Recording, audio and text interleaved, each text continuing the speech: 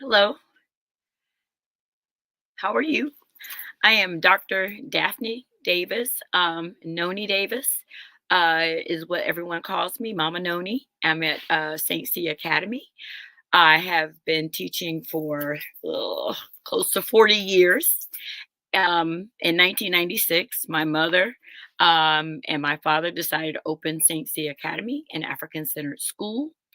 And because of my mother's frustration with public schools in Chapel Hill in Durham, North Carolina.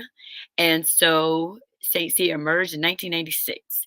So we have been creating, collaborating, trying to develop a learning environment that is safe, that promotes the beauty of African people, elevates the intelligence and the um, amazingness of being an African American in this country, and also what is our collective interaction with the diaspora. Today, I wanted to just begin with what is African centered education. A lot of people are, um, let's see, confused as to what that can mean. And some of it is because we don't have an awareness of the contributions of African people throughout the, throughout the time. We have this been given this narrative that science did not begin, civilization did not begin until the interaction between Europeans and Africans, wherein and there's also this narrative that Egyptians, those areas or places where we do see an African representation, have been there's a battle, a discussion about whether they were authentically African. And so African centered education is an opportunity for us to create and develop um, this African way of knowing, African framework as developed by Greg Carr and other in collaboration with other African American and African diaspora educators. Um, we want the children to see themselves through the lens of their own people. And so how do you cultivate that? So it over our last 27 years of next month, St. Cecile will be entering its 28th year. We have curated a collection of books, science, information from from African American scientists, Ernest Everett Just, Charles Turner. Um, yeah, we've had Dr. Du Bois is included among our collection of reading. Of course, Dr. John Henry Clark. I'm trying to think. The Miseducation of the Negro. His name escapes me, but Carter G. Woodson, Dr. Carter G. Woodson. Um, then African, of course, African American women who have brought. I'm thinking Drusilla. I know. Um, uh, oh gosh, other wonderful people who's my mind can't recall all their names. Maybe by the end I'll be able to bring them in. Marimba Ani. I'm sorry, I just remembered one of them, but these wonderful, exceptional people have created a framework that we can use to educate our children. So, what I want to begin with today is are two of the books that I have used in my own curriculum. Um, these because we are in North Carolina, I wanted my children to read something that was connected to our own historical past here in the states or here in North Carolina, but is also linked to Virginia.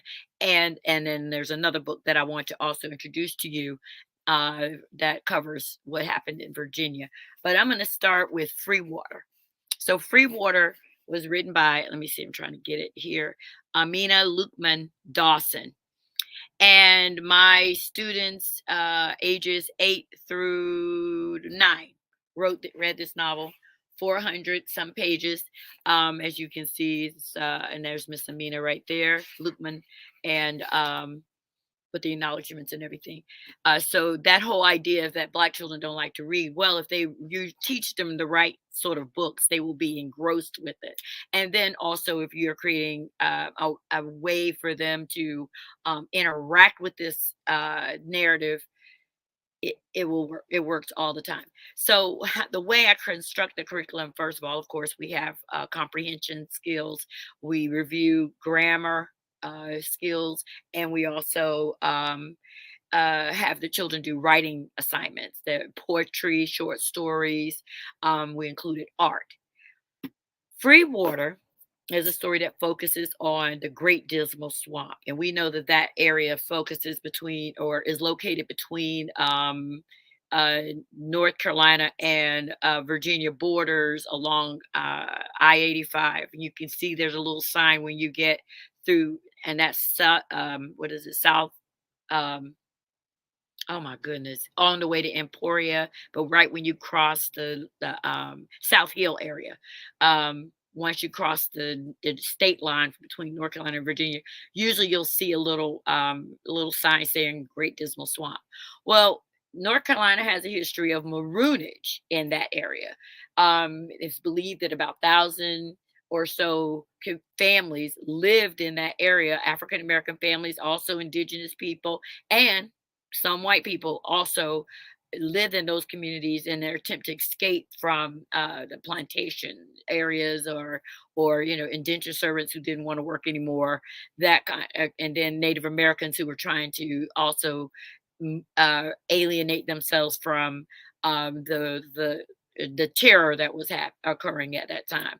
And so from the 1600s, late 1700s, right through 1860, um, that was a thriving area where thousands of people uh, lived. And so to have a story written about um, that time frame and that space through the eyes of African children, was this book was a phenomenal. Encourage everybody to have their young people read it, and it's probably middle school age, but this ain't still, so our children are a little bit above the grade level in their reading, but read it. Um, the the uh the story uh teaches the children. I wrote some of the things down that I felt were most critical in this story, the character development. So, for example, you had a contrast between the children who were raised in the free water community, and they were contrasted with the children, or the attitudes of children who were actually enslaved. And these enslaved children were escaping with their mother. Um, at the time, and their mother ended up getting caught. I don't want to give everything away, but what you see through the author develops, the shows the development, the growth of these children as they come to grips with what freedom actually means. It's not just working for somebody, but it's about dignity, about their humanity, the freedom to make decisions, understanding that they are in charge of their life. And so you see that through the author's writing. Ms. Lukeman does an amazing job with that. Um, then you also get to see how the community operated, and for me, I always try to let my children see the what was a science that we saw these people developing. So the sky bridges, the medicinal practices that they had, the gardening and the knowledge of herbs and herbology, the weaponry and the strategies for protecting their community, and how they were very deliberate in engaging and bringing in these enslaved people, who and help them to hide, and to and find a place of safety. um then on top of that, we're also at the same time learning about the the history of that area. What were some of the legislation that was passed in the 1800s and the 1700s? Um, what were some of the things that even the Maroonage community had to be consistently aware of, which would have been like their surveillance of who was around them, how they had to camouflage themselves, how they trained the men and the women to protect the village. And so it was, you saw the balance of men and women working as a collective, in this community where no one was below anyone else, that we're all working together for our freedom. um, so that was, one of the other things that I mean, the other ways of engaging the children and allowing them to share their own stories, right? Your own stories about, your what would you do if you were in this situation? Using your imagination, you're reading this book, but if you were there, what would you see? What would be a part of the story that you would want to bring to life on paper? Um, all of them agreed that this would be an amazing movie, they because they were so captivated by the story. Um, they're so we developed their writing skills. Writing skills. They write poems. They wrote short stories. Um, they did vocabulary building skills, comprehension, and all of those things. In addition, and grammar, like I said earlier, to to have a very well-rounded, holistic approach to the literature. Um, and so that was what we did with Free Water. Now, the other book that I wanted to show today was about Owner Judge, and this one is also like this one. Well, this one, Free Water, is maybe more like historical fiction. Free Water, I do appreciate Never Caught, because this was an actual a person, Owner Judge, and this one was written in collaboration with Erica Armstrong Dunbar and Kathleen Van Cleve. One author is African American, one is European American, and they collaborated on this book. And they also did a very beautiful job. This book, because it had a lot of historical um, information in it, references to and copies included of George Washington's journal entries, his George Washington's Fugitive Slave Act, how he um, his participation in that, developing that law, also um, the Declaration of Independence, because this young woman was an enslaved person by George Washington and Martha Washington. She actually belonged to Martha Washington. Um, she was her seamstress. She was her personal guide. I mean, personal maid or whatever, or attendant. And she stole all of her clothes. And she was it gave you a glimpse into the difficulty or of being a house servant versus working in the field. We see here that um, people who worked in the house were literally on call like 24 hours a day. And I think she had maybe really 23 and a half hours of working, and where she only had a 30-minute window of freedom where she had to herself. Otherwise, she was always at the beck and call of Martha Washington.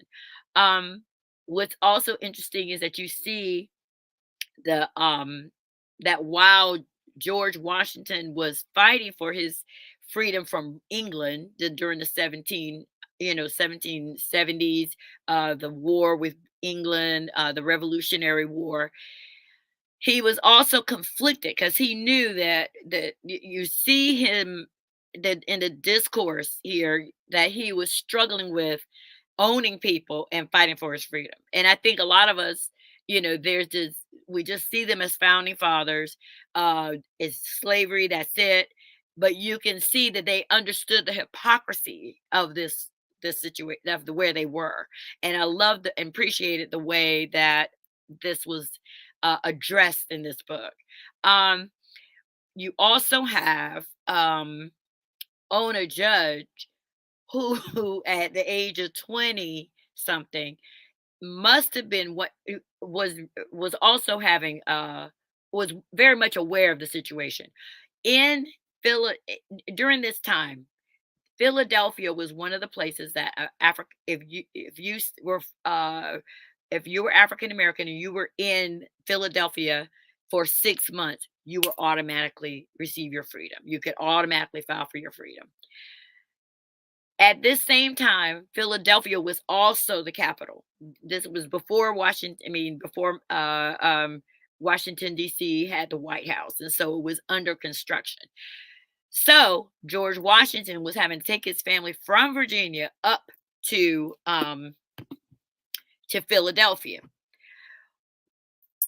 What he had to do, what he and Martha, they could get their enslaved people there in Philadelphia, and within 5 months, 5 months or so, they had to move these people, take them back to Virginia, and get another group of people and bring them back, or they bring the same people back.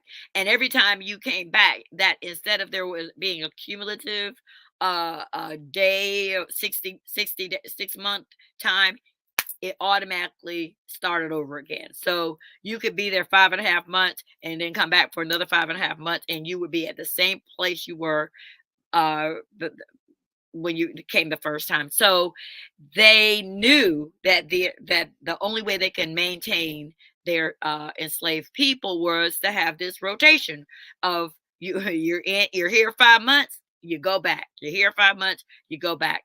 Now, there were black people, black communities like Richard Allen and other abolitionists, black abolitionists. Richard Allen is the father of the African American Episcopal Church, and he and Absalom Jones and a lot of very strong free African American community in Philadelphia were working to help people to escape. There's conjecture. We don't really know how much Richard Allen was engaged, had an opportunity to engage with Owner Judge, but we do know that he had a business. I think it was cleaning chimneys or something like that, according to this book. And so he was in that house, George Washington's home, uh, do cleaning the chimney or whatever. And so he may have seen her, seen Ona Judge, or maybe someone else who was working for him. Perhaps they saw Ona Judge. So, but at any rate, she was able to develop a plan. They had a plan for her to escape. And so she ended up in uh escaping in that 30-minute time frame. It is amazing the networking that our ancestors had constructed to get this young woman out of that space. And she was never caught. You know, I don't want to give you all the details of how she got out of there, but the story is captivating. And and how she really stood her ground. She wasn't intimidated. And one of the questions was, uh, don't when you rather be in the White House dressed in all of this finery and having access to the most beautiful, most grand balls and that. And she said, no, I'd rather be free.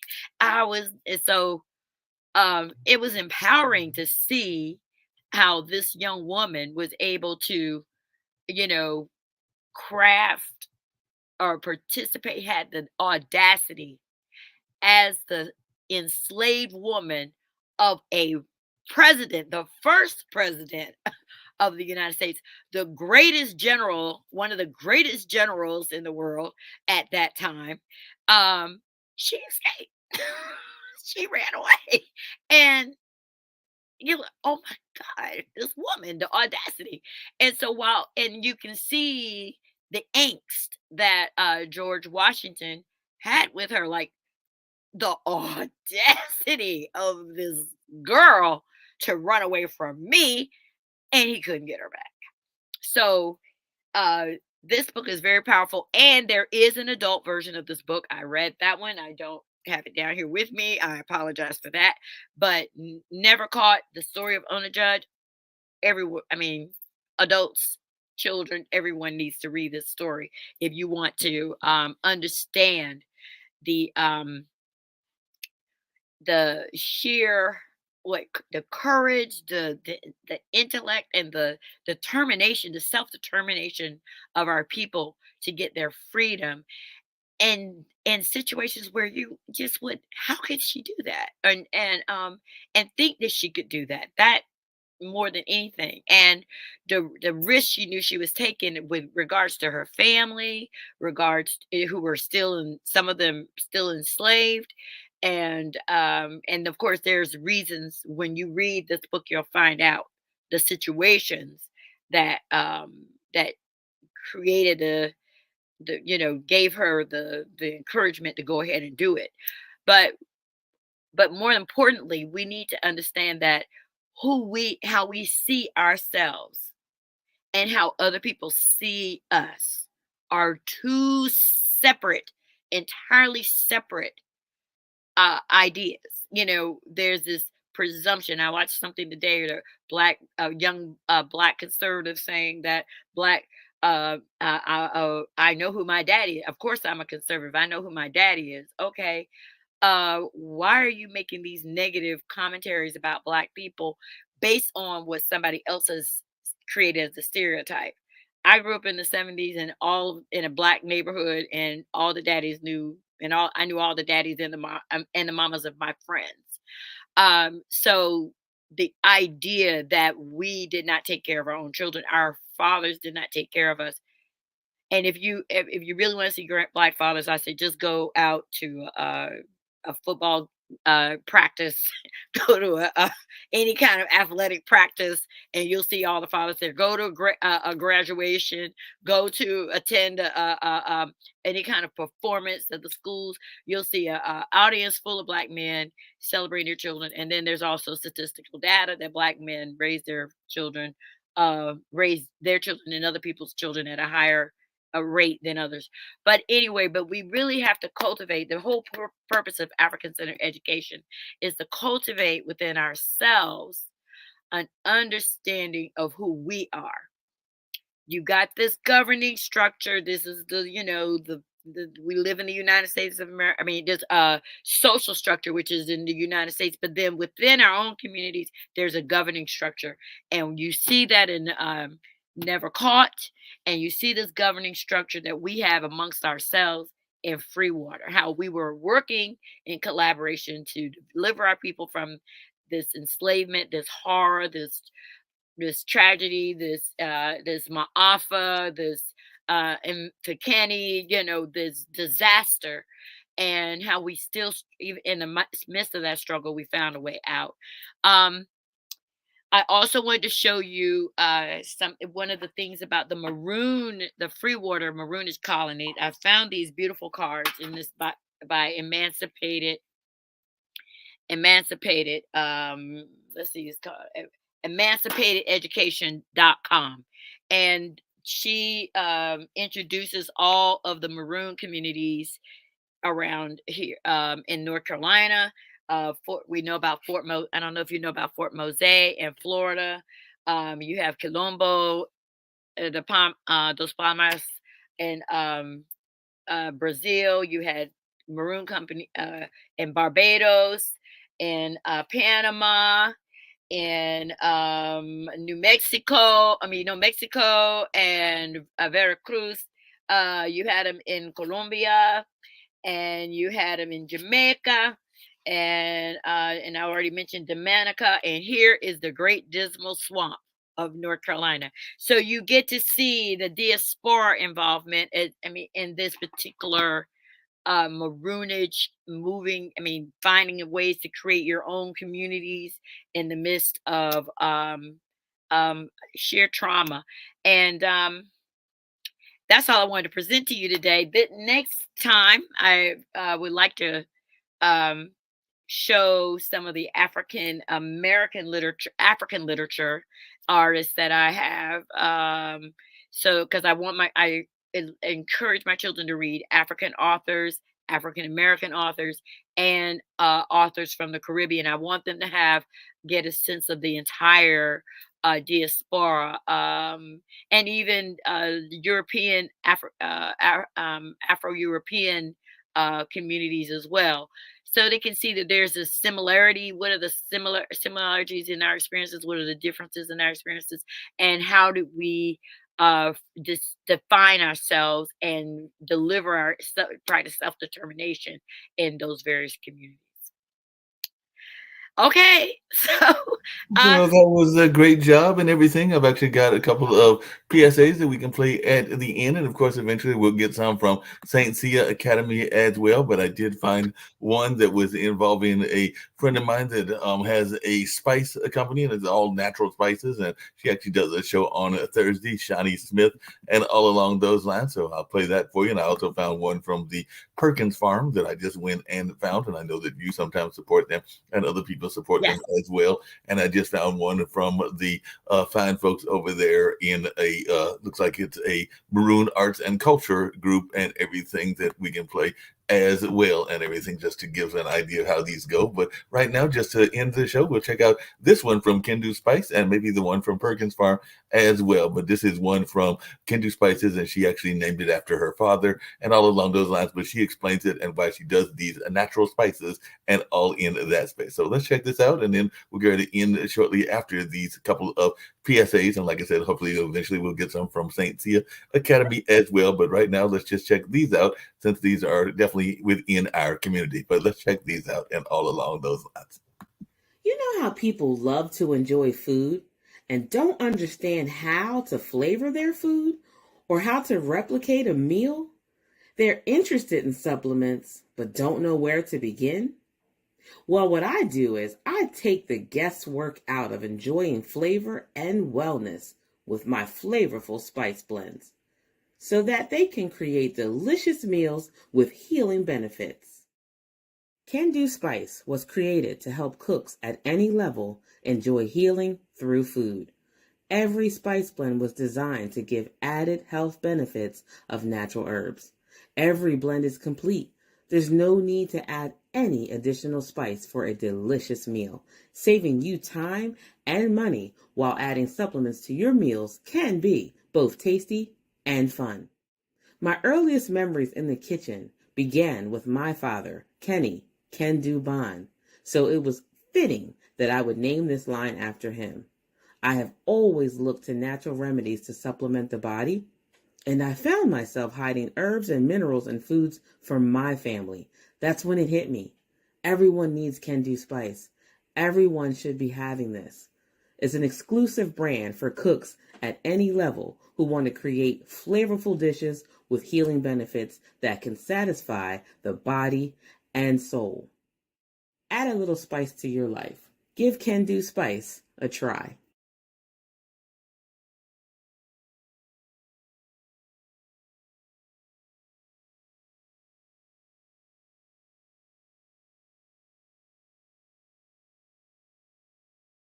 Hi, I'm Lee. I'm here with my family. I got Demonte and Gaia, and we are at Perkins Orchard. And we can get as many pumpkins as we can, put in this basket for just $99. So let's go. Which pumpkins do you like? That one. Okay, how many? Two. Yeah. Right. Whoa, it's heavy. I got it. You got it? Hand it to me. Thank you. Put it in the basket. Yeah. You got it? Pick it, Dada. Which ones do you like? That one. Hey, we won! Good job. Pumpkin, pumpkin, pumpkin, a pumpkin, pumpkin, pumpkin. Potatoes. You gonna make fries?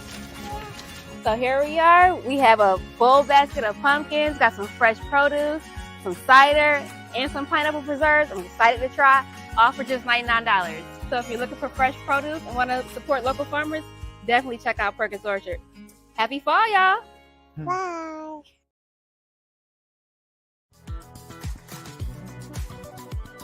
Hi, my name is Lindsay A. Jenkins, and I'm the founder of Maroon Arts and Culture. Hello, I'm Celia Carey. I'm the Director of Programs at Maroon Arts and Culture.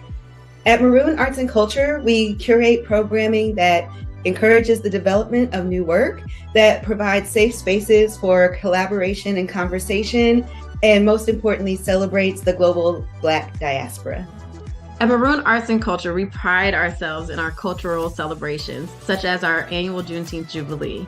We have some educational programs coming up here in the spring where we are looking for some teen playwrights to join our Teen Play Festival.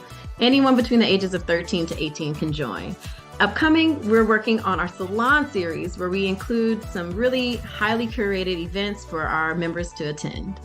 The Salon series is our opportunity to support, to promote, to produce new Black plays, and then get Black audiences engaged with those plays. Because that is something that we feel so passionately about at Maroon, we're really excited about this opportunity to partner with the Geffen with the First Deep Breath, because not only is it allowing us to support the amazing ensemble of Black artists that are coming together to make this show, it's also giving us the opportunity to take our friends, fans, supporters, and audiences and patrons to see this play and give them an amazing experience around the play so that we can just continue to support and pour love into Black theater and Black arts.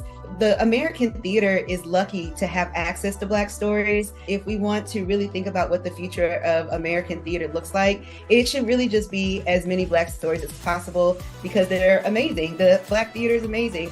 The forms, the structures, the lack of structures, the way we incorporate different art forms, the way we incorporate music and dance and spirituality and community and energy, engaging Black audiences is going to give us a richer and more valuable theater going experience. Any theater should be so lucky to be bringing Black stories onto their stage. I have been enjoying Black stories my entire life, and I'm just happy that American theater is finally catching up and now they get to enjoy those stories as well. Come see the First Deep Breath at Geffen Playhouse running through March 5th.